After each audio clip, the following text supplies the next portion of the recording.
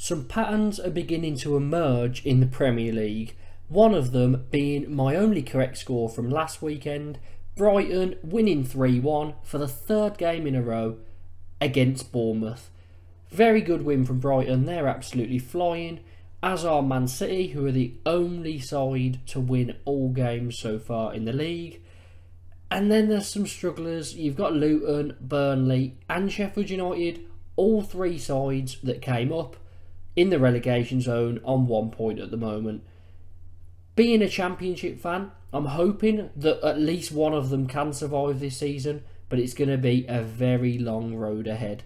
Make sure to like, subscribe, and let's get into my predictions. We start off with a great clash Saturday morning, Villa against Brighton.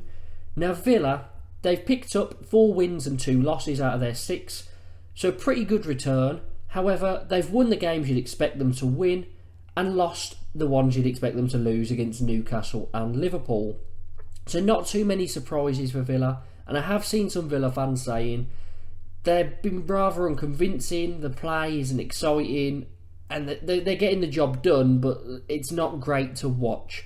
And I think that's down to a few injuries within the squad. Brighton, they are doing very well as well. 5 wins out of 6, losing only 1 to West Ham. And they've had 2 4-1 victories, 3 3-1 victories, and the game against West Ham was a 3-1 loss. So only 3-1s and 4-1s for Brighton so far this season. Very interesting to see if they'll keep that going. And this clash, it's quite interesting. It's quite a big test for both sides because Villa and Brighton are kind of at a similar position at the moment. They're both teams trying to break into the big 6 and, get decent positions in this league table. Also both fighting in Europe. The only difference is Brighton have brilliant recruitment and don't spend much. Villa just throw money at a lot of stuff and are quite big spenders in the Premier League. So it's going to be an interesting one to see. And to be honest, I think Brighton's style of play is just brilliant, and I'm really going to struggle to go against them at any point this season unless they have major injuries, so I will back the away side Brighton to win it 2-1. Bournemouth up against Arsenal next, and the Cherries are still looking for their first win.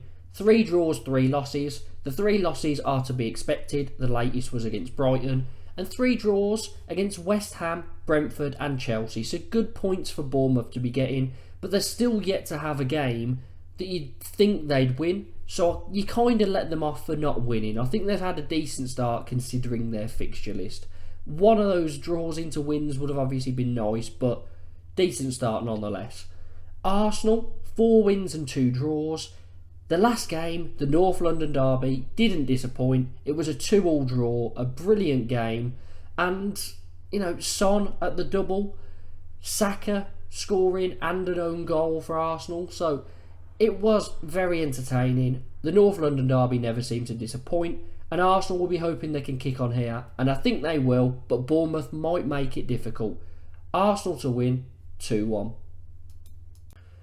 This one already feels like a 6-pointer.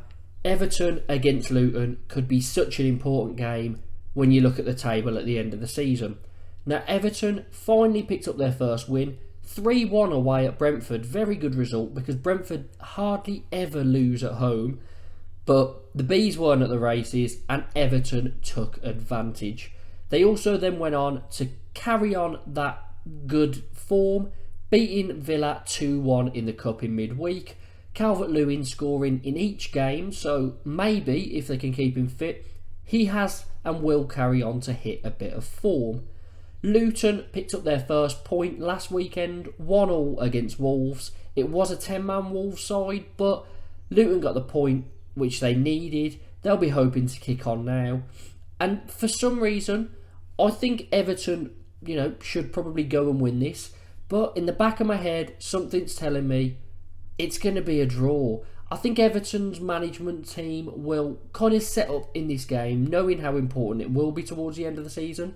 And they just want to make sure they don't lose, rather than go for the jugular and win. So, although Everton should win, I've got a feeling, I don't know why, that it's going to be a 1-1 draw. Man United against Palace next. Now, Man United have had a strange start, 3 wins, 3 losses. The 3 losses came against Tottenham, Arsenal and Brighton, so maybe you'd expect that. The 3 wins though, they beat Wolves and were awful. They beat Forest luckily after going 2-0 down and won 3-2. And they beat Burnley 1-0 last weekend, but it wasn't very convincing. So Man United is still struggling. And I think a big problem with Man United is they've got a bit of an identity crisis.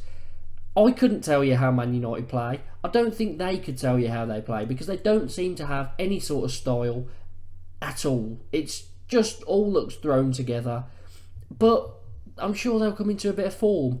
And funnily enough, this fixture was also played in midweek at Old Trafford again.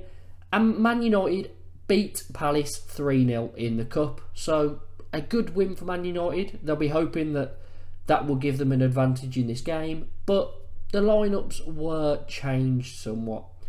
Palace, 2 wins, 2 draws, 2 losses. So a decent start to the season to get 8 points out of 6 games. But they will be hoping to pick up a few more wins in the coming weeks.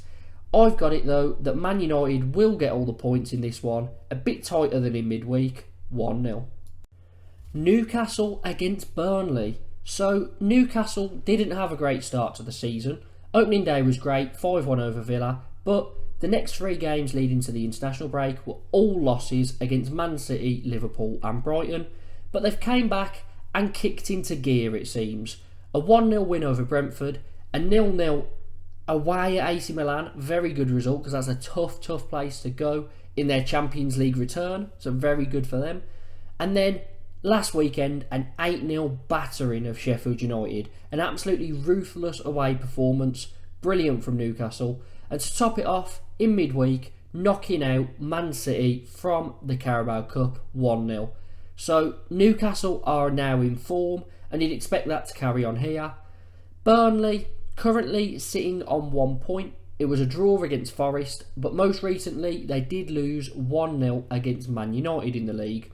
I think they could take some confidence from that because they didn't play too poorly. And for me, out of those bottom 3, which are the 3 promoted sides, I'd say Burnley definitely still have the best chance of surviving out of them.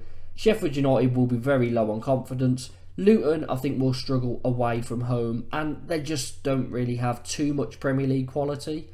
But Burnley, I think they can give it a go. However, Newcastle, I don't see much stopping them now, so the Magpies to win 3-0. West Ham take on Sheffield United, and the Hammers have had a decent start to the season, very decent. 3 wins, a draw and 2 losses. The 2 losses have came against Man City and Liverpool, so tough fixtures for them, and 2 sides in brilliant form at the moment. So 10 points from 6 games is a very good return for a side that were threatened with relegation last season. Sheffield United, 1 point so far, again newly promoted and struggling. They did as well lose 8-0 last weekend at home to Newcastle, so that will take any confidence that they had away from them. Not that I think they would have had much, but they will be feeling very low going into this game. And that's the reason I've got West Ham winning it narrowly, 1-0. The Mateus Nunes derby here as Wolves take on Man City. Now, Wolves haven't had a great start, 4 points, beating Everton and drawing to Luton in their last game. In hindsight, that Luton draw is a pretty good result. Away at Luton with 10 men, it's not going to be easy. Obviously, with 11 men on the pitch, you'd expect them to win, but a good point considering the circumstances. Man City, the only side to win all their games, 6 out of 6. They did get knocked out of the Carabao Cup by Newcastle, however, in midweek.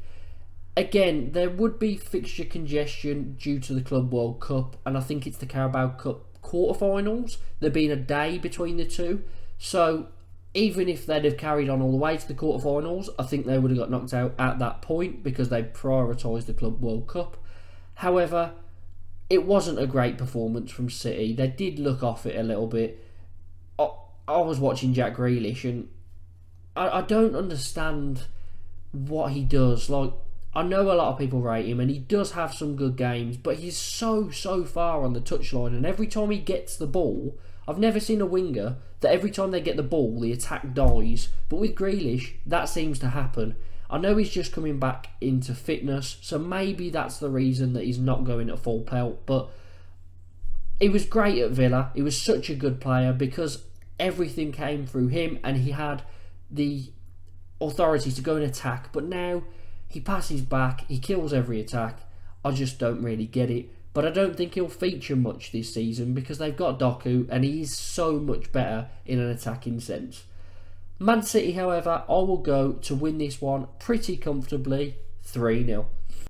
A massive clash between two unbeaten sides, Spurs against Liverpool. Now Spurs, 4 wins, 2 draws. Latest was a 2-2 in the North London derby, a very good performance from Spurs, and they're doing so much better than I expected this season, especially considering Harry Kane is no longer at the club. I thought Spurs would fall apart, but brilliant start from Ange Postecoglou, and it was expected to be entertaining football, but they're getting the good results as well, which is very, very important. Liverpool, again undefeated, 5 wins and a draw so far, drawing on the opening day to Chelsea, and 3 of those wins against Newcastle, Villa and West Ham, 3 other sides that have started the season pretty well, so it's been a good start to the season from both. One concern I do have for Spurs is I believe James Maddison will be missing. Liverpool, they're on an 18, 19 or 20 game unbeaten run purely in the league, I believe. So, brilliant run from Liverpool. They're absolutely flying. This is going to be interesting. It could obviously go either way with so much quality on the pitch. And I hate that I always seem to do this, but I'm sitting on the fence. An exciting 2-2.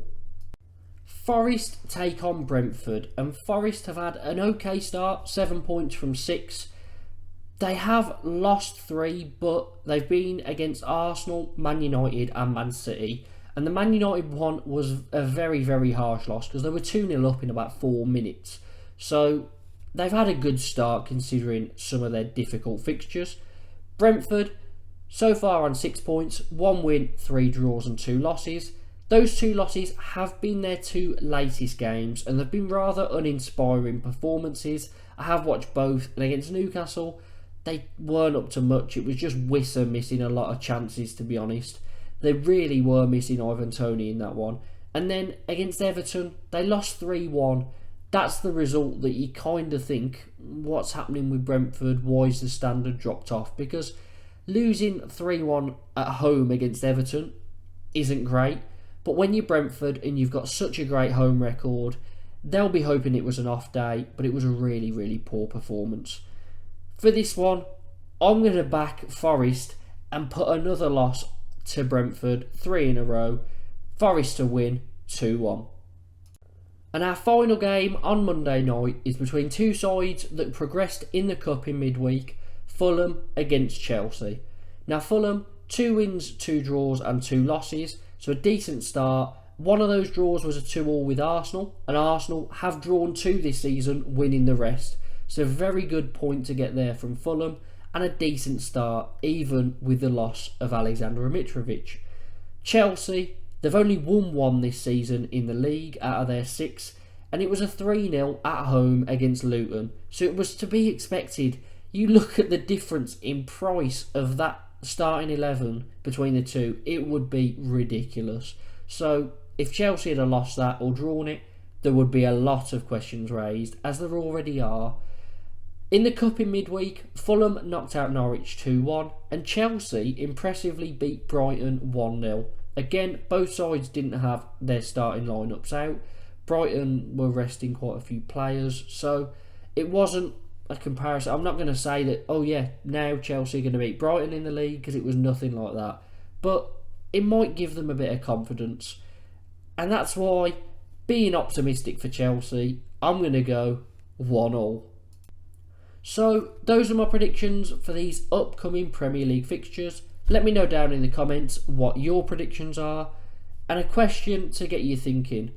One player in midweek became only the 2nd ever player to assist a hat-trick of headers. That player was Kieran Trippier in the 8-0 win against Sheffield United. But what I want to know is who was the first player to do so.